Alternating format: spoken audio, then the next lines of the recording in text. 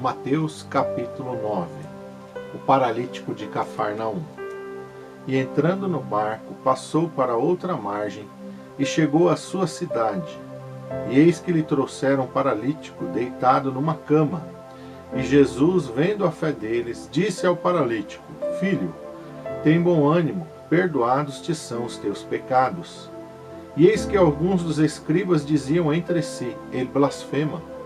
Mas Jesus, conhecendo seus pensamentos, disse: Por que pensais mal em vosso coração? Pois o que é mais fácil? Dizer ao paralítico: Perdoados te são os teus pecados, ou levanta-te e anda. Ora, para que saibais que o Filho do Homem tem na terra autoridade para perdoar pecados, disse então ao paralítico: Levanta-te, toma a tua cama e vai para a tua casa. E levantando-se foi para a sua casa, e a multidão, vendo isso, maravilhou-se e glorificou a Deus que dera tal poder aos homens. A vocação de Mateus. E Jesus, passando adiante dali, viu assentado na alfândega um homem chamado Mateus, e disse-lhe: Segue-me. E ele, levantando-se, o seguiu. E aconteceu que, estando ele em casa, sentado à mesa, chegaram muitos publicanos e pecadores, e sentaram-se juntamente com Jesus e os seus discípulos.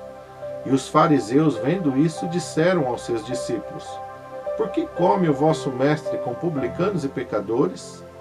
Jesus, porém, ouvindo, disse-lhes: Não necessitam de médico os sãos, mas sim os doentes. Ide, porém, e aprendei.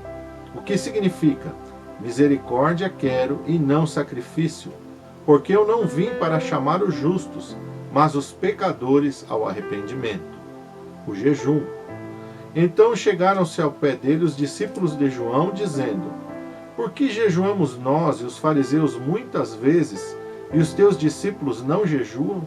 E disse-lhes Jesus: Podem, porventura, andar tristes os filhos das bodas, enquanto o esposo está com eles?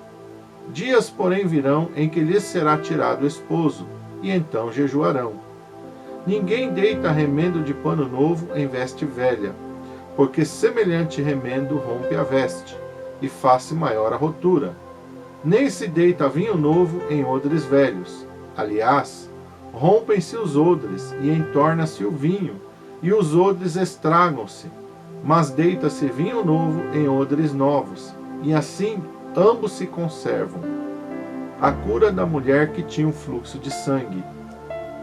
Dizendo-lhe ele estas coisas, eis que chegou um chefe e adorou, dizendo: Minha filha faleceu agora mesmo, mas vem, impõe-lhe a tua mão e ela viverá.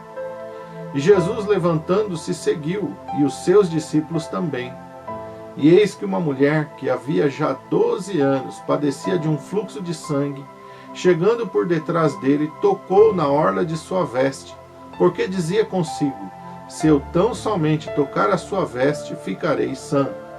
E Jesus, voltando-se e vendo-a, disse: Tem ânimo, filha, a tua fé te salvou. E imediatamente a mulher ficou sã. E Jesus, chegando à casa daquele chefe, e vendo os instrumentistas e o povo em alvoroço, disse-lhes: Retirai-vos, a menina não está morta, mas dorme. E todos riram dele. E logo que o povo foi posto para fora, entrou Jesus e pegou-lhe na mão, e a menina levantou-se. E espalhou-se aquela notícia por todo aquele país. A cura de 2 cegos e um mudo. E partindo Jesus dali, seguiram-no 2 cegos, clamando e dizendo: Tem compaixão de nós, filho de Davi.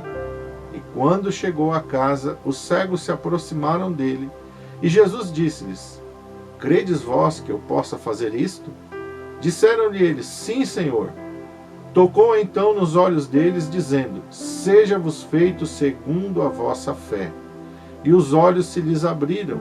E Jesus ameaçou-os, dizendo: Olhai, que ninguém o saiba. Mas, tendo eles saído, divulgaram a sua fama por toda aquela terra. E, havendo-se eles retirado, trouxeram-lhe um homem mudo e endemoniado. E, expulso o demônio, falou mudo. E a multidão se maravilhou, dizendo: Nunca tal se viu em Israel. Mas os fariseus diziam: ele expulsa os demônios pelo príncipe dos demônios. A seara e os ceifeiros. Percorria Jesus todas as cidades e aldeias, ensinando nas sinagogas deles e pregando o evangelho do reino, e curando todas as enfermidades e moléstias entre o povo. E vendo a multidão, teve grande compaixão deles, porque andavam desgarrados e errantes, como ovelhas que não têm pastor. Então disse aos seus discípulos: a seara é realmente grande, mas poucos são os ceifeiros.